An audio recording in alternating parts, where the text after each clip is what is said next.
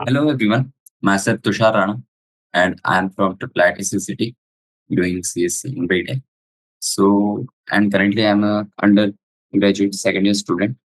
हमने अपने पिछले लेक्चर्स में ये क्लास 12 का that is chapter number 1 solid state start किया था और हमने इसके ऑलमोस्ट सारे क्वेश्चंस कंप्लीट कर लिए थे that is MCQ type 1 and हम एमसीक्यू टाइप 2 पे कंटिन्यू कर रहे थे ओके सो चलिए स्टार्टिंग जस्ट हम अपना चैप्टर हेडिंग लिख लेते हैं that is okay wait nice unit 1 okay so I think आपको इस चैप्टर के ऊपर अच्छी पकड़ होगी मैंने आपको पहले ही बताया था कि इस चैप्टर के लिए आपको थ्योरी पार्ट आपका स्ट्रांग रहना चाहिए क्योंकि आपने देखा भी होगा कि हमने जो एमसीक्यू टाइप क्वेश्चंस किए उसमें थ्योरी पार्ट बहुत था ओके तो चलिए आगे बढ़ते हैं so that is the MCQ type 1 जिसमें हमने बहुत से क्वेश्चंस करे थे that is around 37 question okay तो हमने एमसीक्यू टाइप 2 में just let me take a review हमने लास्ट क्वेश्चन कौन सा किया था ओके सो हमारा basically question number 45 okay so our last question was question number 45 तो मैंने एक नया पेज लिया है और हम उसी से स्टार्ट करेंगे ओके तो क्वेश्चन नंबर 45 पे आते हैं ओके नाइस वेल एंड चलिए तो क्वेश्चन नंबर 46 क्या करें तो आई थिंक आपने क्वेश्चन सॉल्व करने की कोशिश की होगी तो अच्छी बात है बाकी तो अभी हम करेंगे सारे क्वेश्चन तो क्वेश्चन नंबर 46 बोल रहा है amorphous solid can be called okay तो हम amorphous solid को किस और नाम से जान सकते हैं ये बोल रहा है वो बेसिकली तो हमने कुछ amorphous solid से रिलेटेड कुछ प्रॉपर्टीज भी हमने पढ़ी थी कल okay so I think it is not that much hard question तो चलिए देखते हैं तो देखिए जो amorphous solid होता है ना बेसिकली वो एकदम सिमिलर होते हैं अराउंड लिक्विड्स ओके तो ये कुछ लिक्विड्स की प्रॉपर्टीज को एक्वायर करते हैं कैसे क्योंकि जैसे हमारा जो लिक्विड होता है वो टेंड करता है फ्लोइंग नेचर की तरफ में क्या कह रहा चाह हमें कि जो हमारा लिक्विड होता है it is of a flowing nature okay तो amorphous सॉलिड जो होते हैं ना वो भी लिक्विड्स की उन्हीं प्रॉपर्टी को शो करते हैं hence they tend to flow like liquids okay हालांकि बहुत स्लोली स्लोली फ्लो करते हैं but it sometimes act as a that liquids okay super cooled liquids that is pseudo solids okay so क्या लिखा है मैंने that is चलिए heading लगाते हैं क्वेश्चन नंबर 46 तो जो amorphous solid होते हैं amorphous solids okay are similar to liquids ये हम किस बेसिस पे कह रहे हैं that is basis based on structure basis okay तो amorphous solid का जो स्ट्रक्चर होता है वो बेसिकली लिक्विड के स्ट्रक्चर के समान होता है और उसी वजह से hence they tend to flow like liquids okay जैसे आपको पता है लिक्विड की फ्लोइंग नेचर की प्रॉपर्टी होती है और ऑल्दो स्लोली होता है थोड़ा सा ओके ऑल्दो वेरी स्लोली मतलब धीरे धीरे जाएगा बट जाएगा जब ओके तो इसलिए हम इसे समटाइम्स सुपर कूल्ड लिक्विड के नाम से ऑल्सो जानते हैं ओके तो चलिए यहाँ पे भी हम अपना ड्रॉर दैट इज पेन निकाल लेते हैं सो दैट थर्ड ऑप्शन और इसे हम इसी वजह से सूडो लिक्विड्स भी कहते हैं सॉलिड सॉरी ओके चलिए लेट्स मूव क्वेश्चन नंबर 47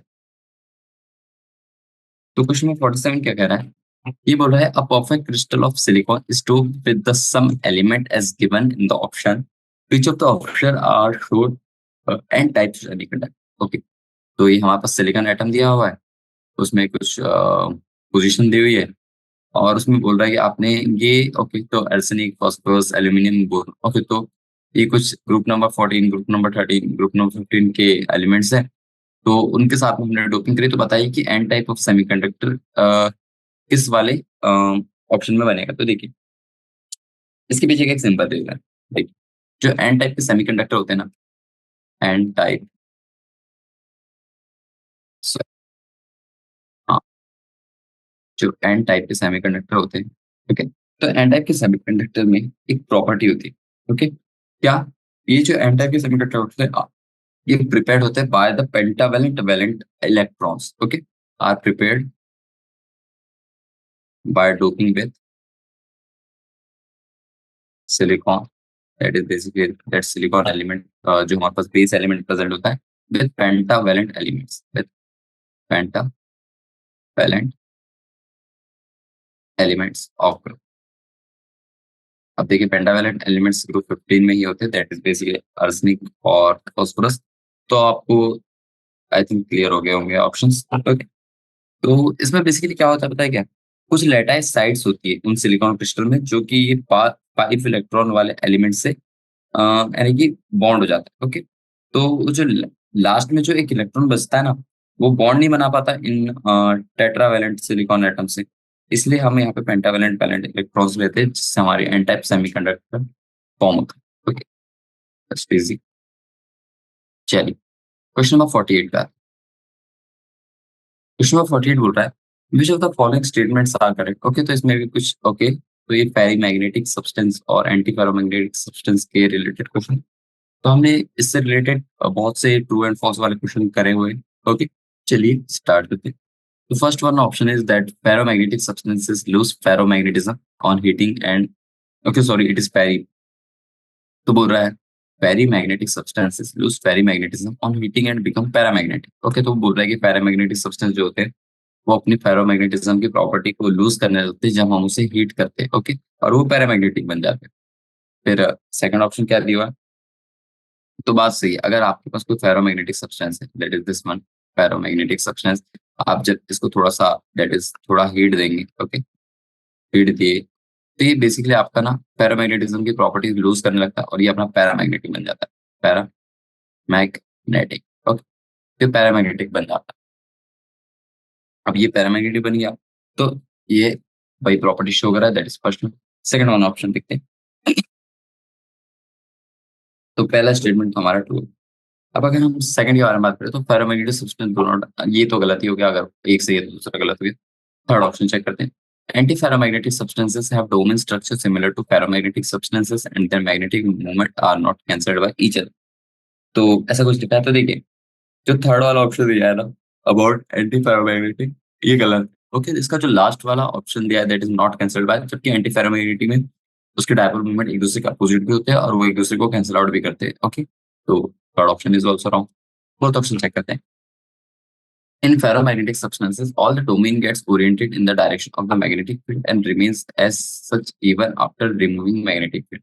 तो बोल रहा है जब आप फेरोमैग्नेटिक सब्सटेंस को क्या कहते हैं किसी मैग्नेटिक फील्ड में लाते हैं, तो उसके सारे डोमेन्स अलाइन होते हैं इन अ सिंगल डायरेक्शन। तो देखिए ये वाला कोई ऑप्शन हमने करा हुआ है। ओके, क्या था दैट इज बेसिकली जो फेरोमैग्नेटिक होते हैं, फेरोमैग्नेटिक सब्सटेंसेस। ओके, तो इनके जो डोमेन्स होते हैं ये अलाइन होते हैं, gets oriented in direction of magnetic, in direction of magnetic. तो और अगर हम रिमूव कर दें तब भी ये प्रॉपर्टी शो कर देते हैं। तो दैट्स आवर ऑप्शन। चलिए, अब चलते हैं क्वेश्चन नंबर 49 पे। क्वेश्चन नंबर 49 क्या हो रहा है? Which of the following feature are not shown by the quartz glass? तो देखते हैं। Quartz glass that is basically silicon का ही SiO2 होता है, सिलिकॉन का ऑक्साइड होता है बेसिकली। ओके, तो अब हमें बताना है कि क्वार्ट्ज ग्लास में कौन सी प्रॉपर्टी शो नहीं। तो पहला ऑप्शन दिया है that is this is a crystalline solid. Second option is that is refractive index is same in all the direction. This has the definite heat of food liquid. तो देखिए ये same question हमने MCQ type 1 में किया है, बस the thing is that यहाँ पे हमारे एक से ज्यादा आंसर सही हो सकते हैं।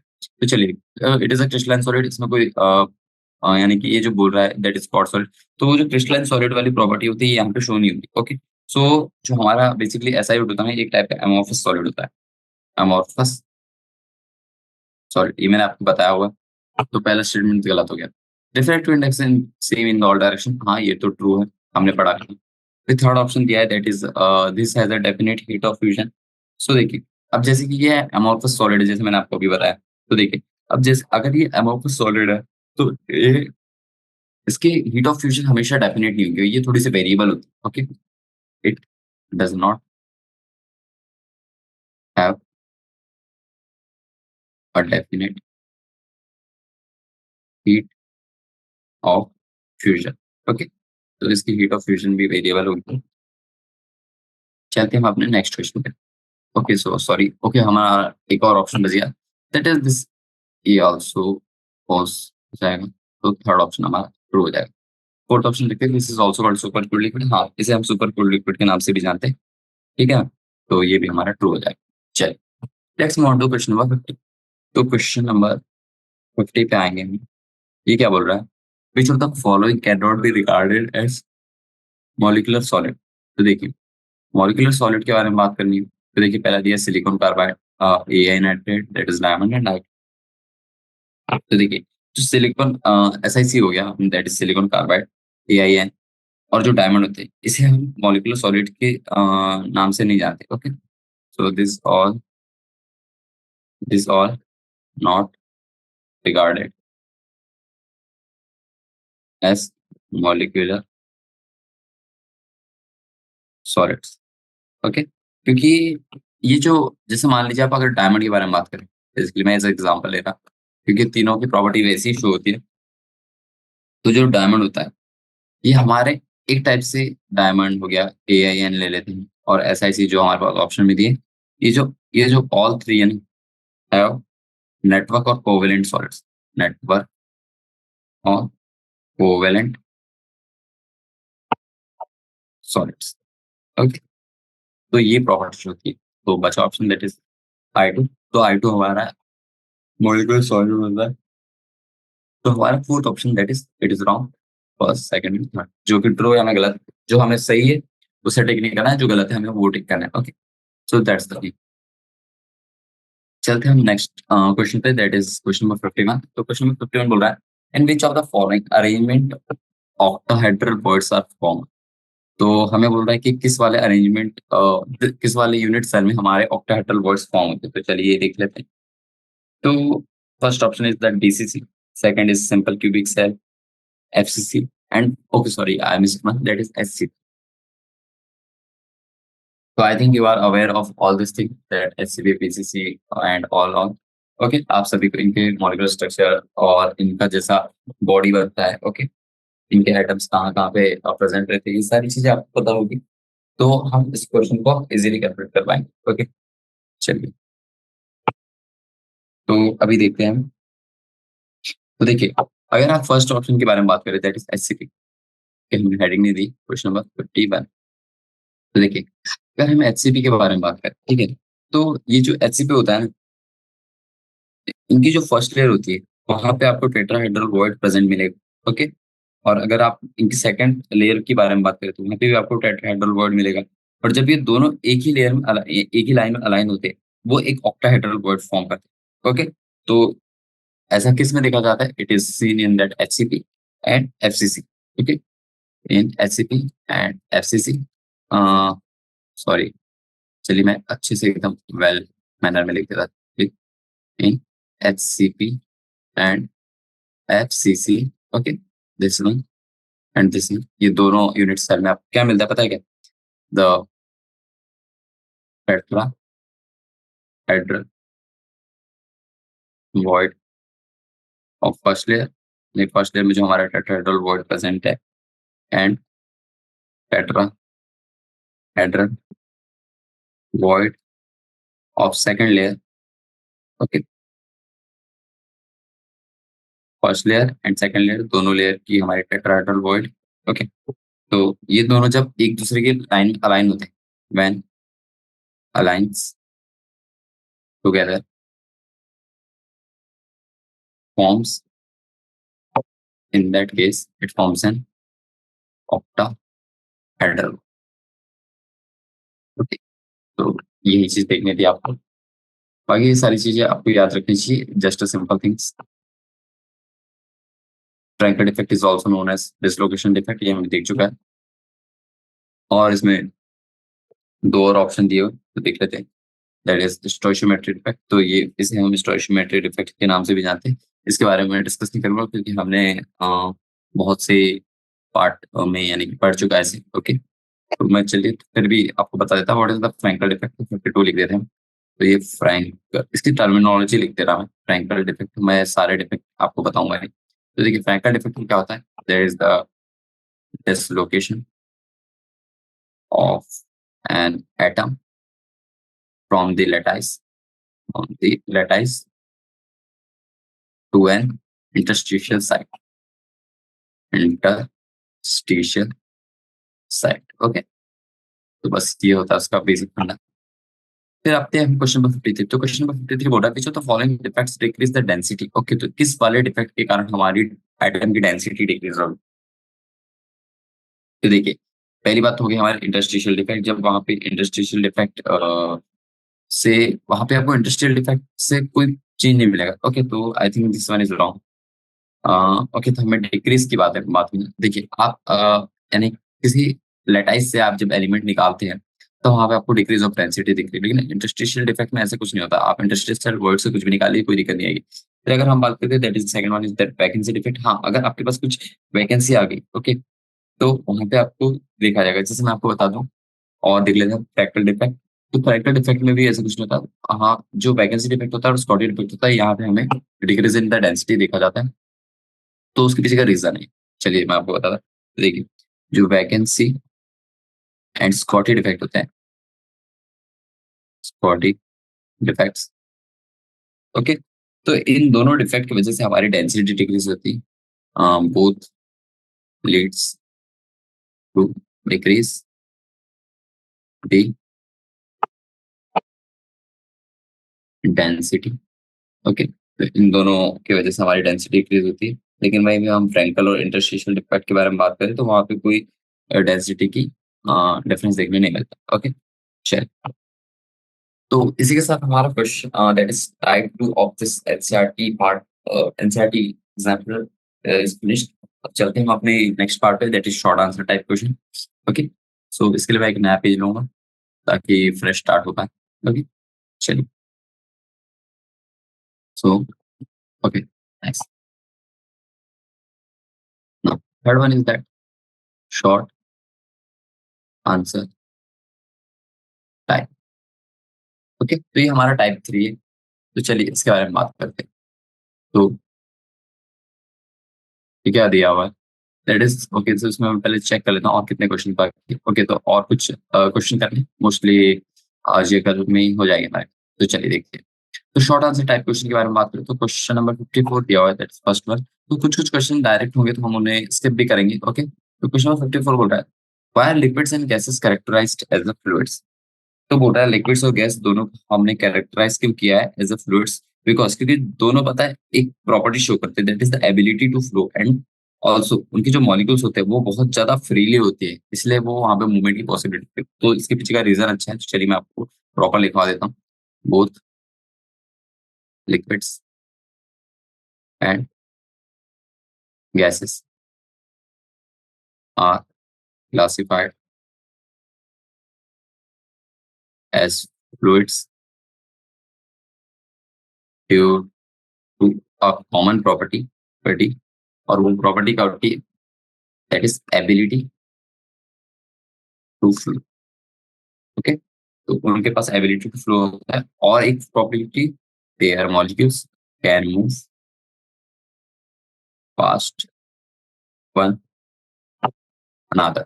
एक दूसरे के ऊपर उसके मॉलिक्यूल्स फ्रीली मूव कर सकते हैं, वो भी एकदम फ्रीली, ठीक।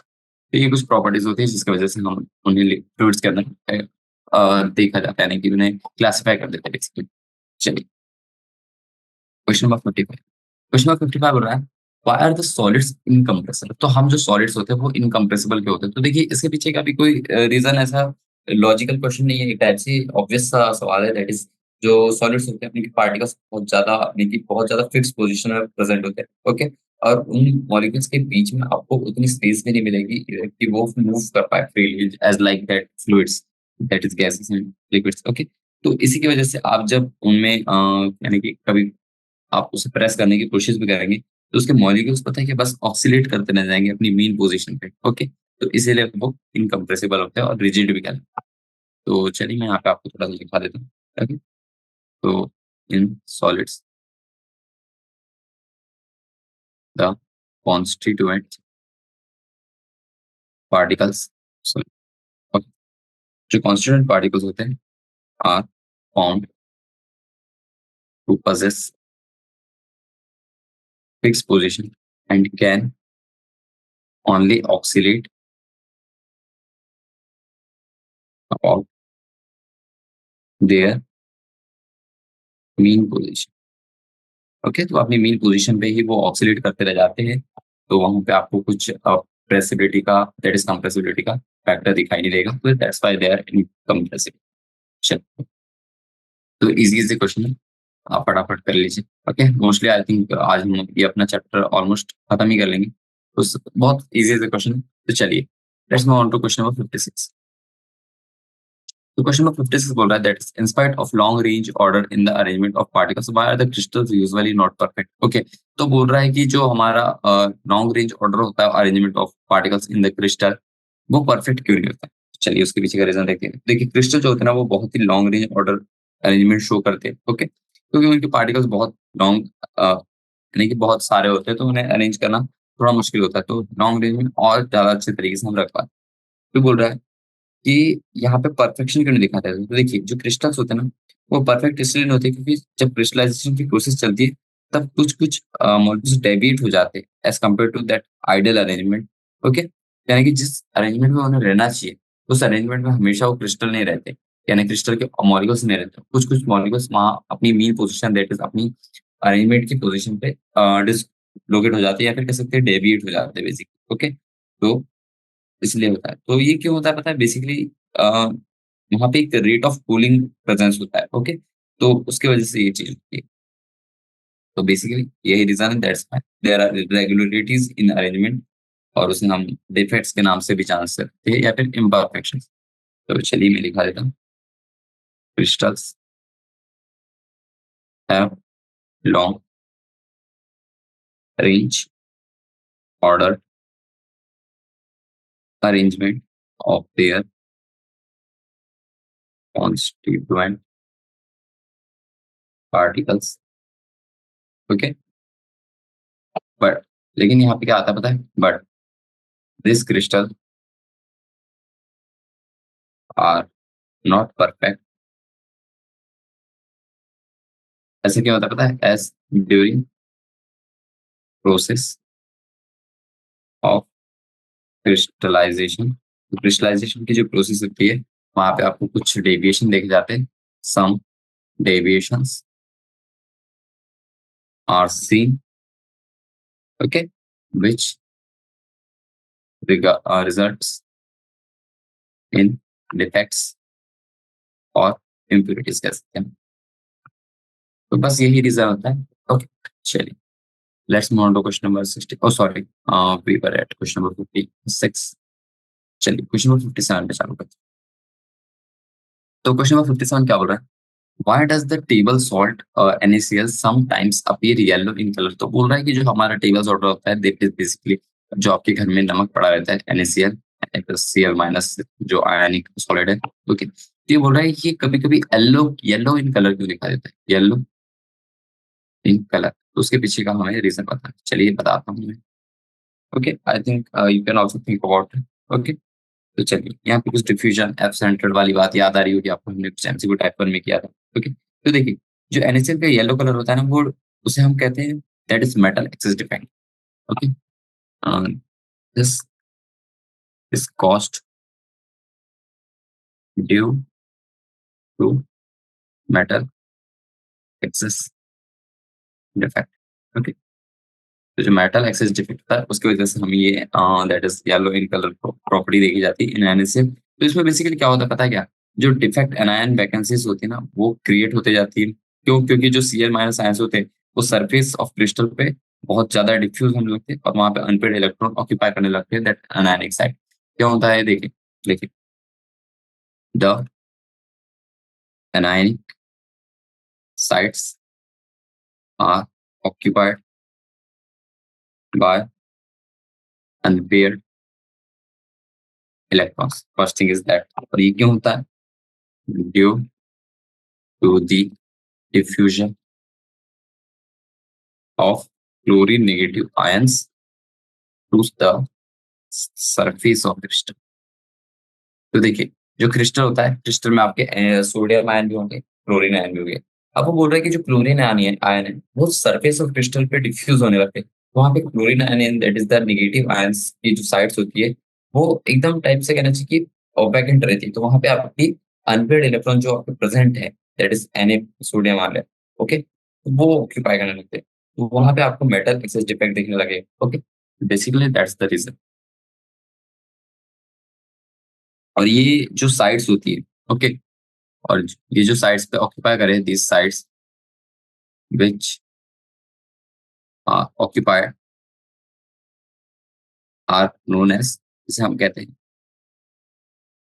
F sides. Okay, F centres, sorry.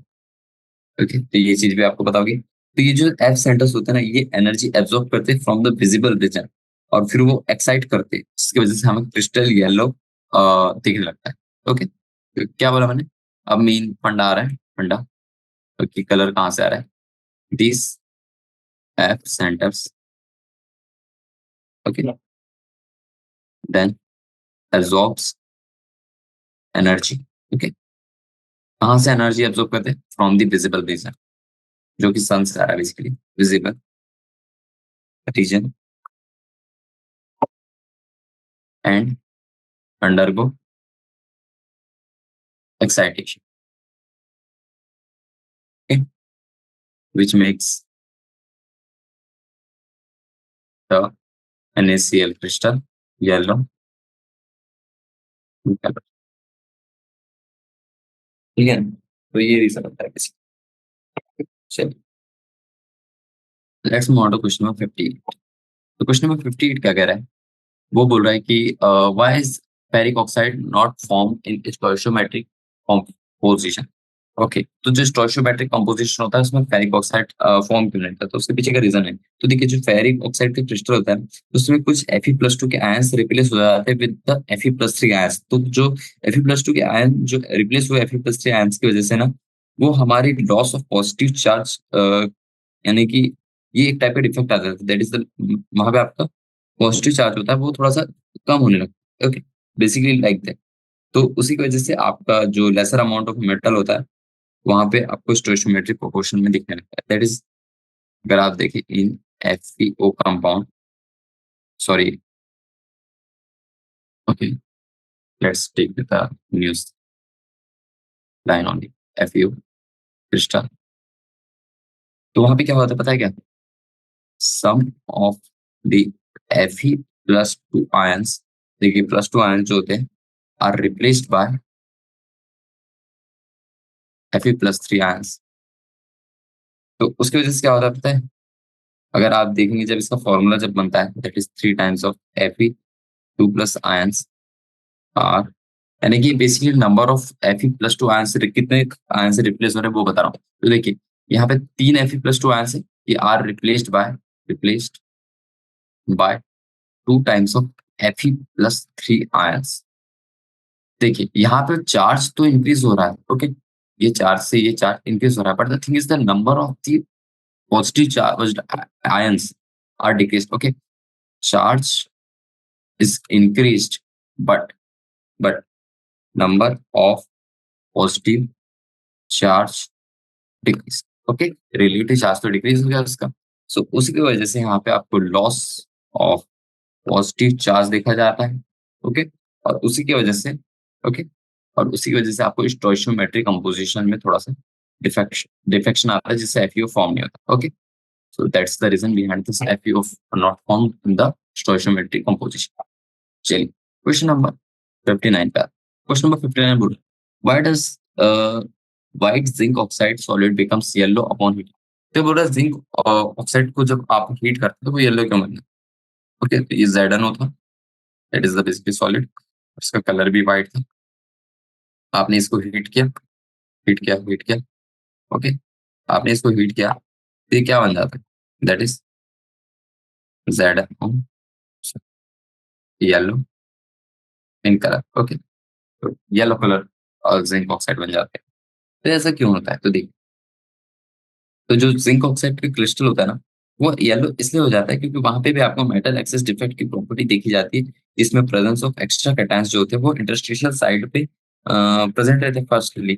But जैसे हम हीट करने लगते हैं उस क्रिस्टल को, तो वहां पे ऑक्सीजन जो होता है जिंक ऑक्साइड में, वो येलो होने लगता है। ओके, तो इसकी एक प्रोसेस है, दैट इज जिंक ऑक्साइड को जब आप हीट करेंगे थोड़ा सा, तो पहले तो जिंक+2 बनेगा और आपके साथ साथ ऑक्सीजन निकल जाएगा, और साथ ही साथ यहाँ पे आपको इलेक्ट्रॉन की भी चेंजेस दिखेगा, दैट इज 2 इलेक्ट्रॉन निकल जाएंगे। तो यहाँ पे देखिए, जो एक्सेस ऑफ जिंक+2 आयन है ना, वो इंटरस्टिशियल साइड पे चले जाते हैं, और जो इलेक्ट्रॉन है वो भी नेबरिंग इंटरस्टिशियल साइड पे चले जाते हैं। तो due to metal, excess defect, it is seen the color as yellow।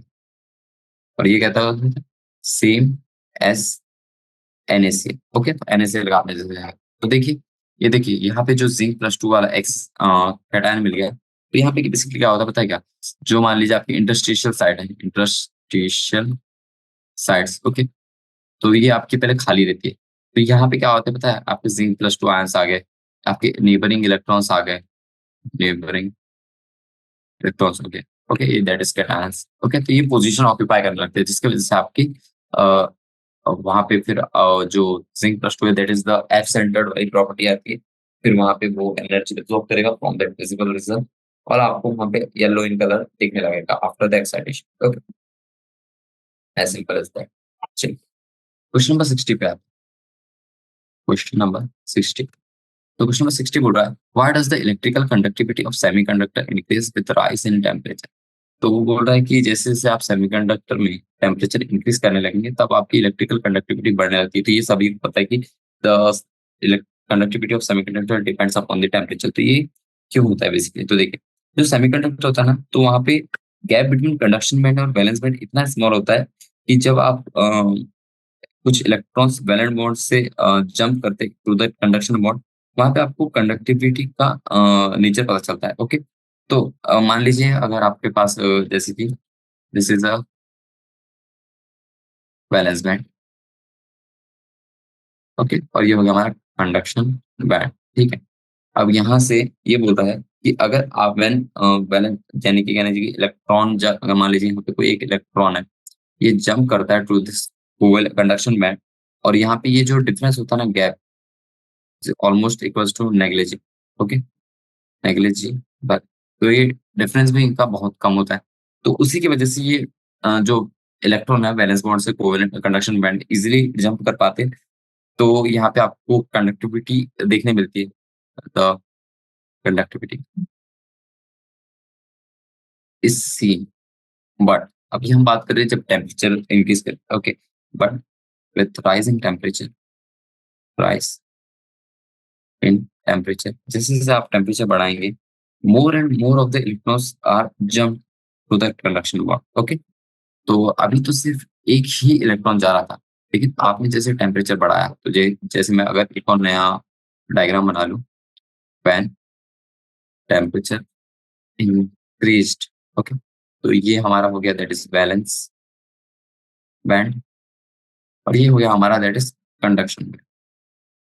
Okay, तो यहाँ पे मान लीजिए एक इलेक्ट्रॉन है, एक इलेक्ट्रॉन है, एक इलेक्ट्रॉन है, एक इलेक्ट्रॉन है, एक इलेक्ट्रॉन है। ओके, ये बहुत से इलेक्ट्रॉन है। तो ये बहुत से इलेक्ट्रॉन जंप करने लगते हैं। अब देखिए, नंबर ऑफ इलेक्ट्रॉन्स का मूवमेंट होगा, number jump, okay, more number of electrons jump, hence conductivity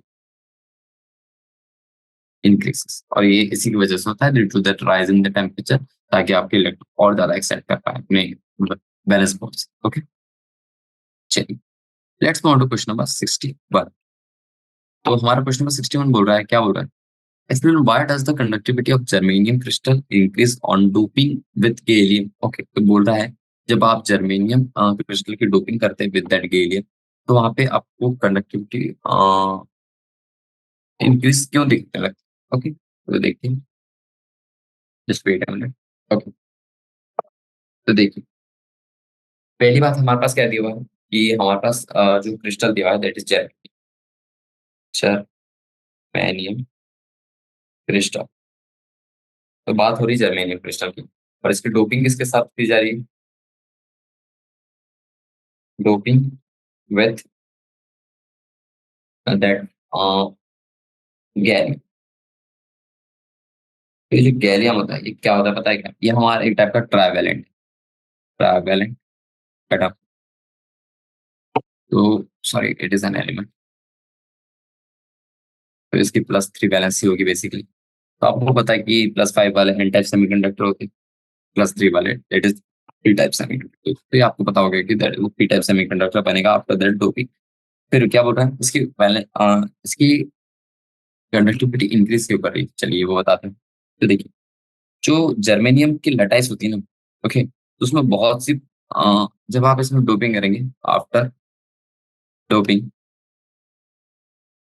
तो जैसे ही आपने डोपिंग की, lattice of germanium, okay, gets occupied by, यानी कि पूरा लटाइस नहीं, सम पोजीशन कहना चाहिए, some position in lattice of germanium gets occupied bye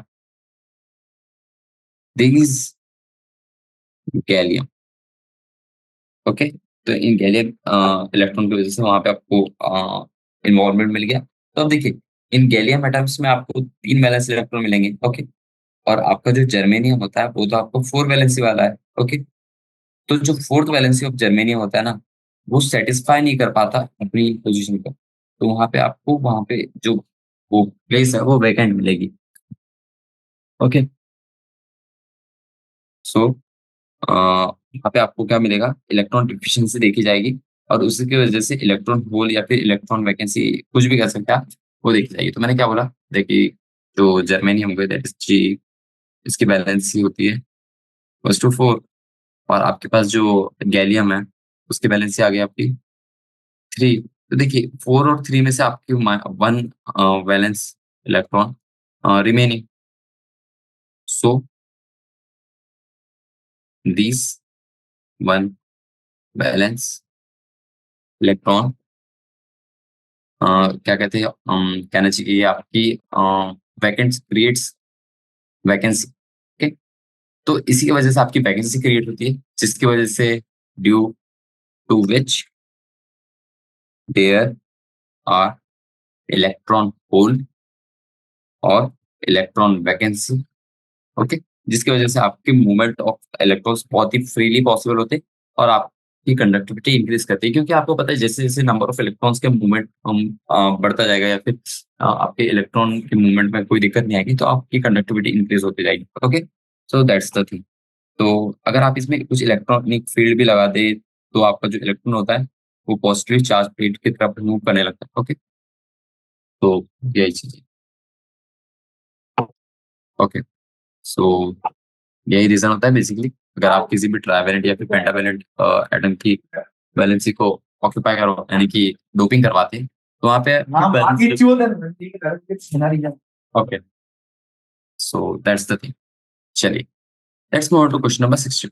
तो क्वेश्चन नंबर 62 क्या बोल रहा है, in a compound nitrogen atom that is okay and they have make cubic close packing lattice and metal atoms m occupy 1/3 of the tetrahedral void present। तो वो बोल रहे हैं determine the formula of compound formed by metal m and n, okay। तो ये question I think आपको समझ आ गया होगा। चलिए मैं एक बार आपको ब्रीथिंग में समझा देता हूँ।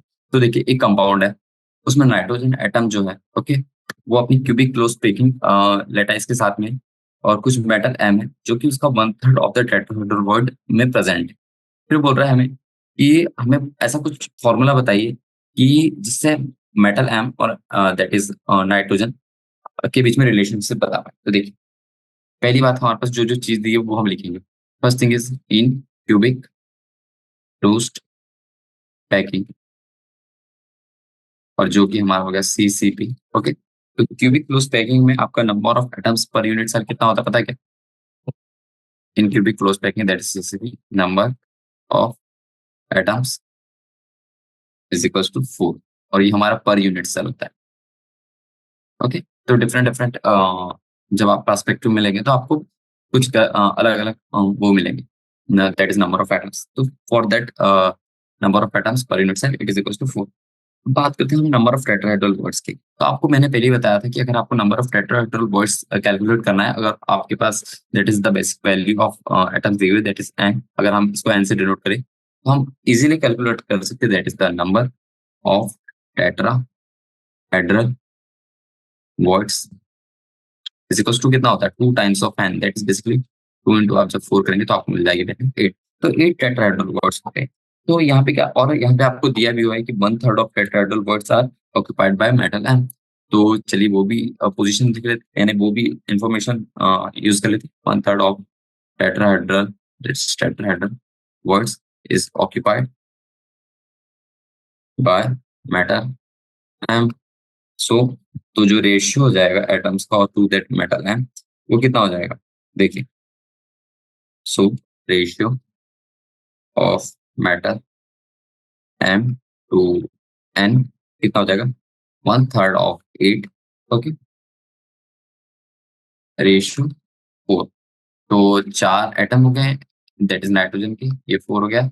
और जो हमें वन थर्ड करना है that is of eight atoms, तो आप इसे कुछ कुछ कर लीजिए, तो आपको इजीली वैल्यू मिल जाएगी, दैट इज टू रिश टू थ्री। ओके, तो ऐसा कुछ आपका वैल्यू आ जाएगा, दैट इज टू रिश टू थ्री में डिवाइडेड है ये सारी चीजें।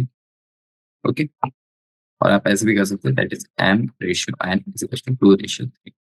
तो चलिए आपको रेशियो मिल गया, तो आप इसका एम्पेरिकल फॉर्मूला या फिर सिंपल रिलेटेड फॉर्मूला निकाल सकते हैं, that is M times two N times three is formula of compound.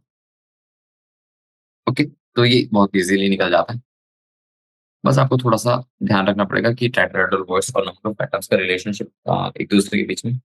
Okay, और इजीली आप कैलकुलेट कर सकते हो। चलिए क्वेश्चन नंबर 63 पे आते हैं। तो क्वेश्चन नंबर 63 बोल रहा है, under which situation can amorphous substance change to crystalline form. Okay, तो अब बोल रहा है कि हमें अमोर्फस सॉलिड है या फिर सब्सटेंस है, उसको हमें क्रिस्टलाइन फॉर्म में कन्वर्ट करना है, तो उसके पीछे का रीजन है, नहीं उसके पीछे की प्रोसेस क्या हो। तो देखिए,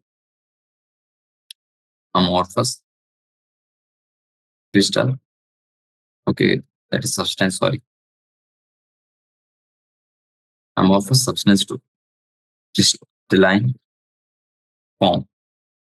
तो ये कैसे पॉसिबल है, तो देखिए, आप जब amorphous सब्सटेंस को हीट करेंगे ना, वो धीरे धीरे क्रिस्टलाइन फॉर्म में चेंज होने लगता है एट सम टेम्परेचर, कुछ एक उसका पीक टेम्परेचर, कुछ सेटिस्फेक्शन पॉइंट आ जाएगा, तब वो आपका क्रिस्टलाइन फॉर्म में कन्वर्ट हो जाएगा। ओके, तो ये होता है on upon heating up to a certain temperature. Okay, तो कुछ सर्टेन टेम्परेचर तक आप जब हीट करेंगे, तब आपका क्रिस्टलाइन फॉर्म बनने लगता है। तो ये जो प्रोसेस होती है ना, इसे ही हम क्रिस्टलाइजेशन के प्रोसेस कहते हैं, and this process is called as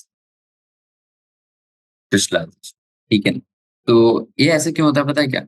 जब आप हीट करने लगते हैं ना किसी भी अमोर्फस सब्सटेंस को, तो जो टेम्परेचर होता है ना, वो थोड़ा-सा यानी कि कहना चाहिए कि आपने टेम्परेचर बढ़ा रहा है, टेम्परेचर बढ़ा रहे हैं। एक ऐसा टेम्परेचर आता है, जहाँ पे आपकी क्रिस्टलाइन प्रॉपर्टी शो होने लगती है। ओके? तो आप अगर स्लो हीटिंग करें, ओके? तो आपको लॉन्गर पीरियड के लिए वो चीज़ देखने मिलेगी। अगर आप जल्दी हीट करेंगे, तो कूल भी जल्दी होगा, क्योंकि ये सारी चीज़ें आपको पता ही है कि कोई चीज़ जल्दी हीट कर रहे हो, तो आप कूल भी जल्दी होगा। धीरे-धीरे हीट कर रहे हो, तो टाइम लगता है उसमें। ओके? तो यही चीज़ है। तो यहाँ पे आपको टाइम भी लगेगा। Okay? So it can take a long time to check. Easy था। Okay, so that's all for this part three. तो इसमें कुछ 6-7 ओके, ज़्यादा क्वेश्चन नहीं थे, 8 to 10 क्वेश्चन थे। तो हमने भी इजीली खत्म कर लिए इन्हें, बहुत ही इजी क्वेश्चन थे, एकदम डायरेक्ट फॉरवर्ड क्वेश्चन थे। चलिए, तो let's move on to question number sorry type number 4। तो मैचिंग टाइप, तो इसमें मैं आपको ज़्यादा टाइम वेस्ट नहीं करूँगा, जल्दी-जल्दी हम खत्म करेंगे। That is matching type. तो मैजिक टाइप देखिए सिंपल है, इसमें कुछ बताने की जरूरत नहीं, हमने इतनी सारी चीजें करी है, तो चलिए करते हैं फटाफट। सिंपल वैकेंसी डिफेक्ट, तो सिंपल वैकेंसी डिफेक्ट किसमें देखा जाता है? Shown by non ionic, shown by ionic, shown by ionic solid and density of the solid decreases. तो ये सारी चीजें दी हुई, तो मुझे इसका आंसर पता है, that is first one is will be C, क्योंकि ये नॉन आयनिक सॉलिड के द्वारा ही देखा जाता है इन सैंपल वैकेंसी डिफेक्ट, और वहां पे आपकी डेंसिटी ऑफ द सॉलिड जो है वो डिक्रीज करने लगती है। हमने क्वेश्चन भी करा है एमसीक्यू टाइप 2 में। फिर हम सिंपल इंटरस्टिशियल डिफेक्ट के बारे में बात करेंगे, तो वहाँ पे ये भी हमारा नॉन आयनिक सॉलिड के बारे में देखा जाता है। लेकिन यहाँ पे पता क्या होता है, यहाँ पे आपकी डेंसिटी इंक्रीज होती है, क्योंकि इंटरस्टिशियल जो साइट रहती है वो तो वैसे भी वैकेंट रहती है, पर उसमें जब आपके इलेक्ट्रॉन आ जाते हैं, आपने देखा होगा एक्सेस मास डिफेक्ट में, तो वहाँ पे आपकी डेंसिटी इंक्रीज होता है। फ्रैंकल डिफेक्ट, चलिए देखते हैं। Frenkel defect shown by the ionic solids group, और वो डेंसिटी हमेशा उसकी रिमेन सेम रहती है, पहली बात। तो ये हो जाएगा इसका answer, that is D. Fourth one जो बचा लास्ट में, दैट इज बी ऑप्शन। तो स्पॉटी डिफेक्ट मैंने आपको पढ़ा दिया, around more than 5 to 10 times, 5 to 6 times. Okay, चलिए let's move on to question number 65। तो क्वेश्चन नंबर 65 क्या बोल रहा है, वो देखते हैं। Primitive cubic unit cell. Okay, तो देखिए ये क्वेश्चन अच्छे है। तो अब इसमें आपको पूछा है कि आपको प्रिमिटिव यूनिट क्यूबिक सेल अलग अलग टाइप के सेल दिए हुए हैं, तो ये होगा हमारा सी। ओके, ये हमारा सिंपल क्यूबिक सेल जो कि वो होता है प्रिमिटिव क्यूबिक यूनिक सेल, उसके बारे में बात की। तो देखिए इसमें अगर देखिए, तो इसमें जो नंबर ऑफ एटम्स होते हैं ना पर यूनिट सेल, वो एकदम सिर्फ एक सिंगल ही होता है। Okay, number of unit cell per atom is one only. तो जो फर्स्ट क्वेश्चन नंबर 65 के बारे में बात करेंगे, तो फर्स्ट वन का आंसर हो जाएगा बी। लेकिन ये एमसीक्यू टाइप हो सकते हैं, यानी एक से ज्यादा इसका आंसर हो सकता है, क्योंकि इसमें जो तीनों वो यानी तीनों जो एजेस होती है वो एक दूसरे के परपेंडिकुलर होती है, और उनकी एजेस भी सेम होती है, क्योंकि प्रिमिटिव यूनिट क्यूबिक सेल में आपको पता होगा कि सारी चीजें एकदम इक्विवेलेंट होती है। तो answer number C also, B and C. अब हम बात करते हैं सेकंड की। तो आप ऐसे मैच कर लीजिए। ओके, सॉरी यहाँ पे हॉश नहीं करते हैं। मैं अपना इरेजर खोल लेता हूँ।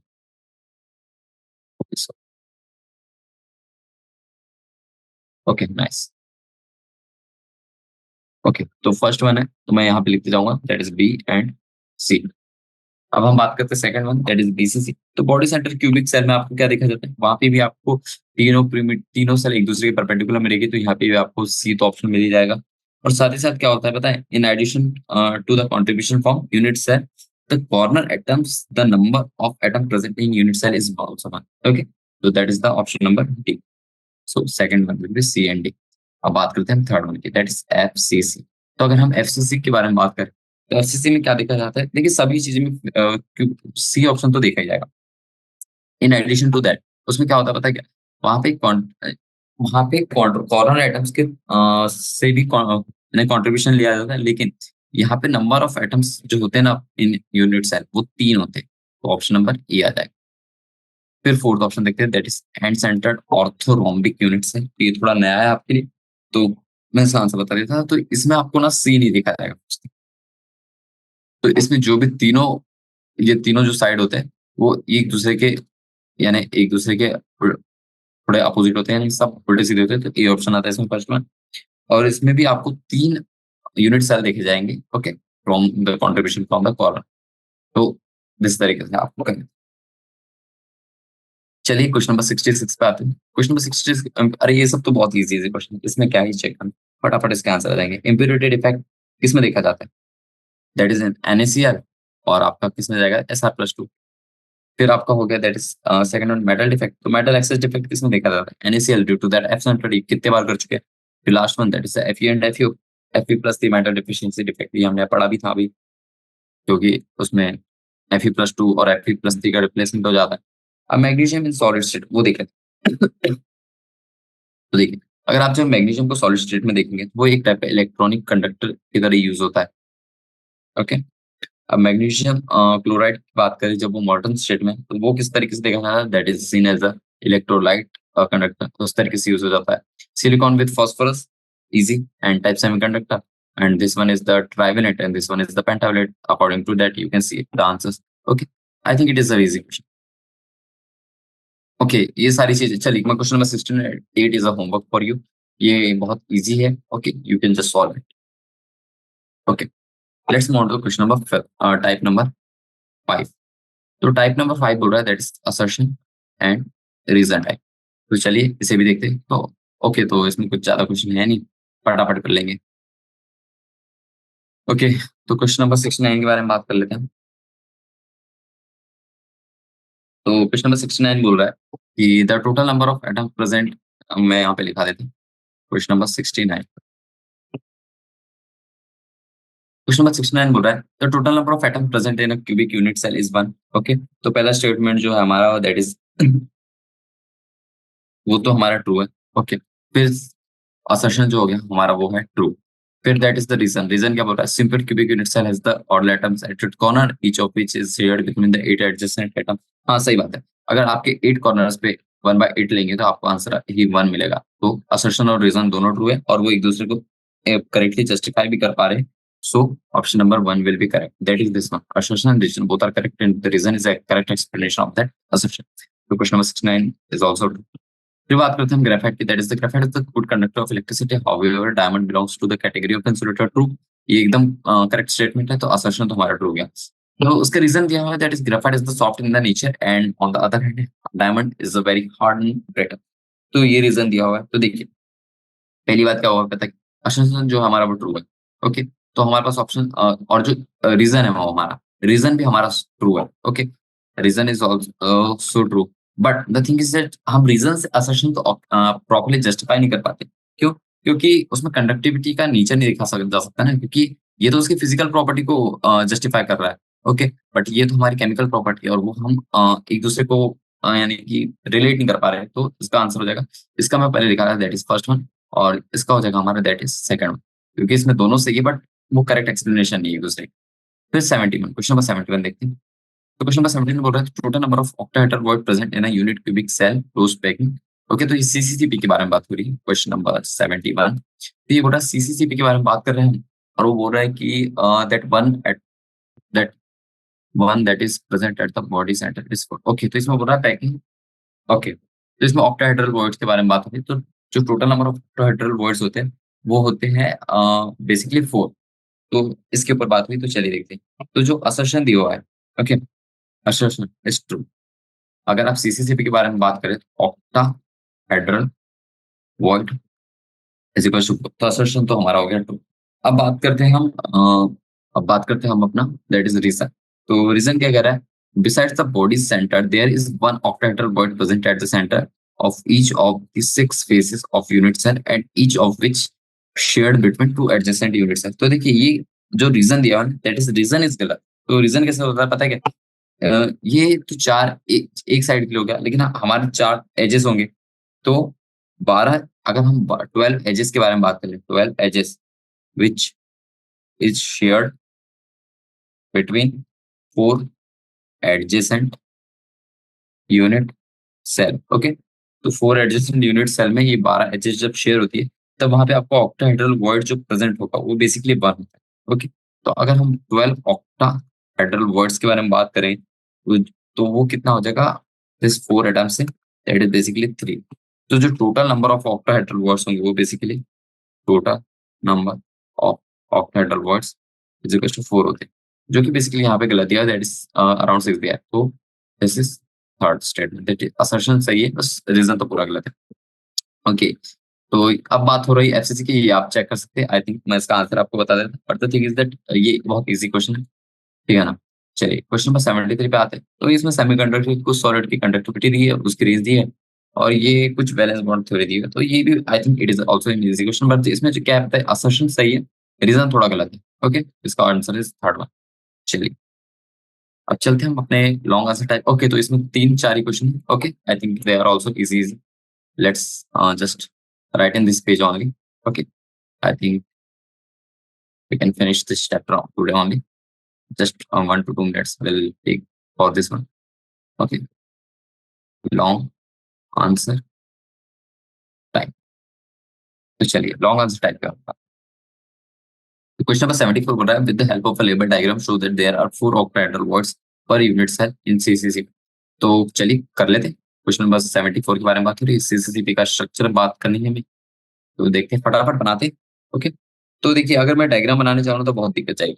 ओके, तो फिर भी मैं चलिए ट्राई करता हूँ। ओके, तो उसमें आपको पूरा ऑक्टाहेड्रल वर्ड बना के दिखाना पड़ेगा मुझे, वो थोड़ा-सा ट्रिकी केस होता है, क्योंकि अगर आपको मैं विजुअली दिखाना चाहूँ तो थोड़ा दिक्कत जाएगा। ओके, ऐसा कुछ बनाना पड़ेगा आपको। ओके, फिर आपको पीछे ही बनाना पड़ेगा। ओके,